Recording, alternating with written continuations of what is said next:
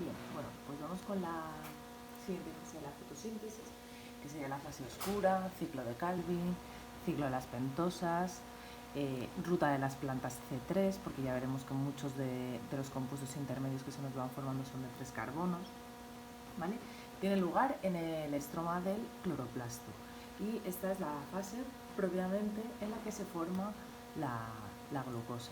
¿Vale? Es decir, se va a reducir la materia inorgánica, que va a ser el CO2 principalmente, para transformarse en materia orgánica, ¿vale? En esa molécula de glucosa.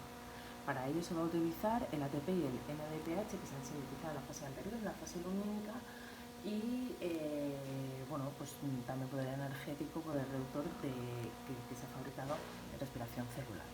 ¿Vale? Entonces, bueno, el proceso es muy importante, recordamos que tiene lugar en el estroma del cloroplasto. ¿Vale? El estroma del cloroplasto es como si fuese ese citoplasma celular o esa matriz mitocondrial, ¿vale? Bueno, es así parecido.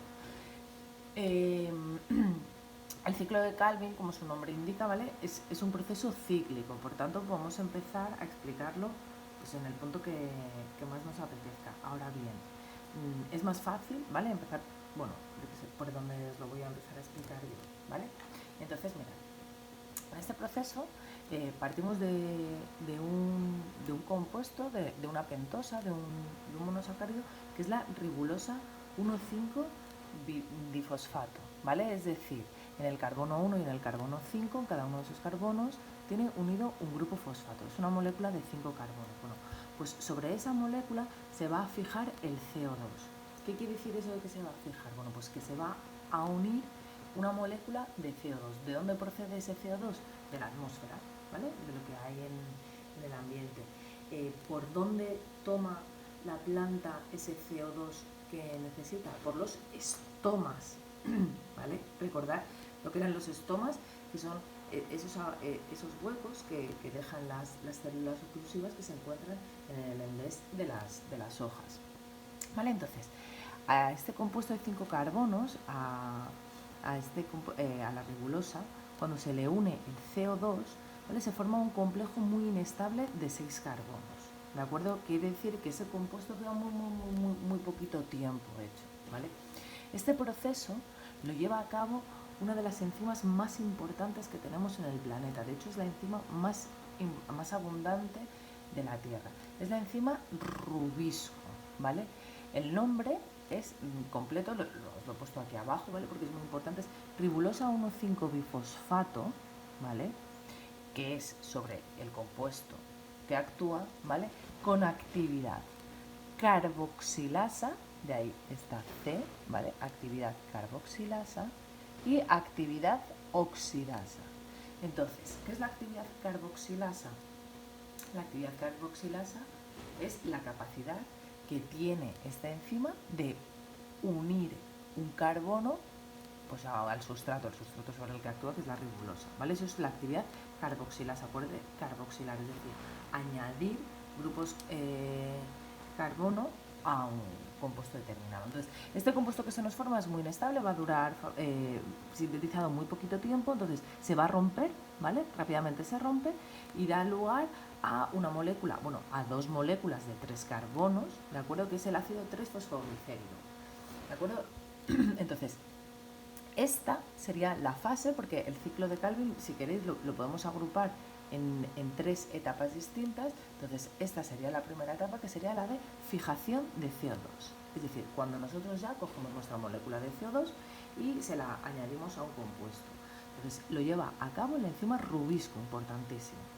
Vale, como resultado, se nos forman estas 2 moléculas de ácido 3-fosfoglicérido.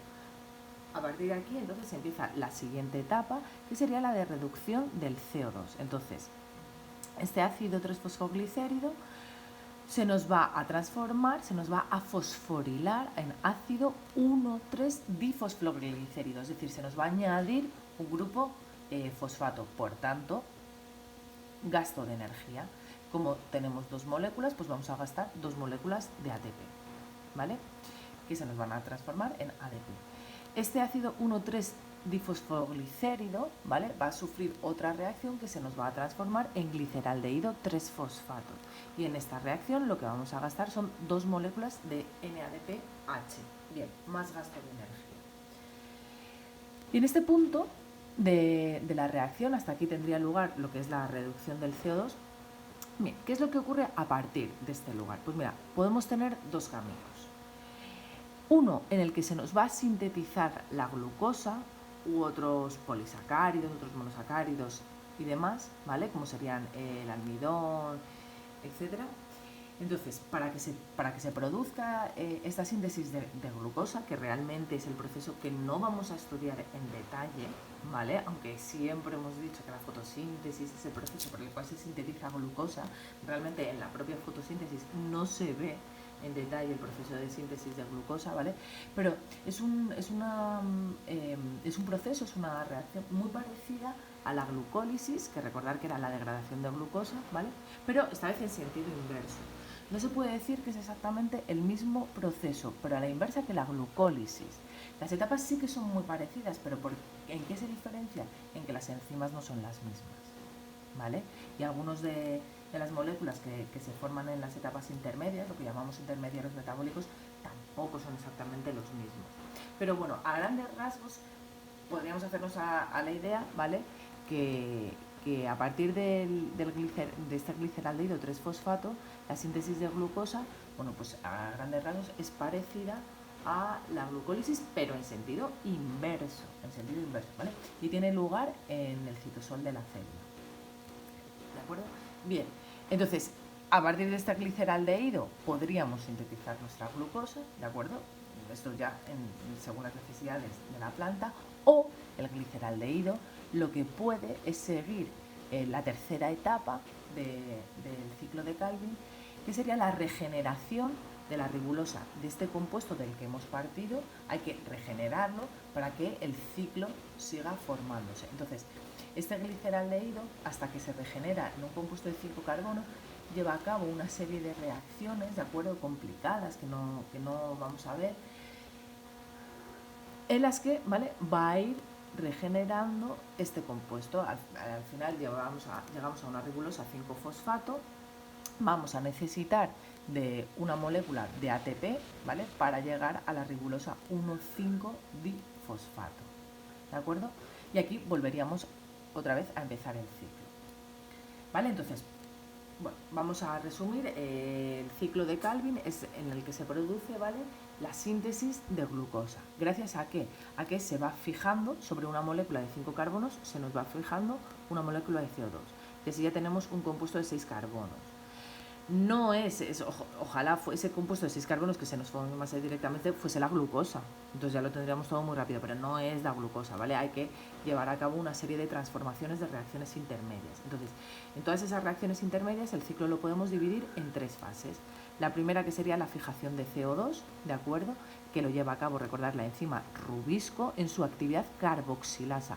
Luego ya veremos en otro vídeo qué es eso de su actividad oxidasa. ¿Vale? De momento, la fijación de CO2 por parte de la enzima Rubisco lo lleva a cabo por su actividad carboxilasa.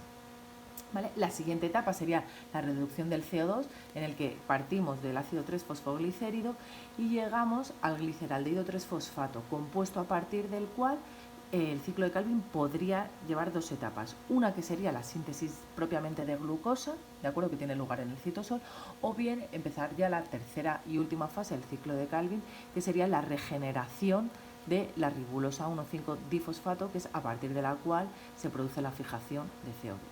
¿Vale? Entonces, esto sería el ciclo de Calvin. Bien, cosas a tener en cuenta. Nosotros estamos utilizando una molécula de CO2. ¿Cuántas moléculas tiene cuántos átomos de carbono tiene una molécula de glucosa? 6.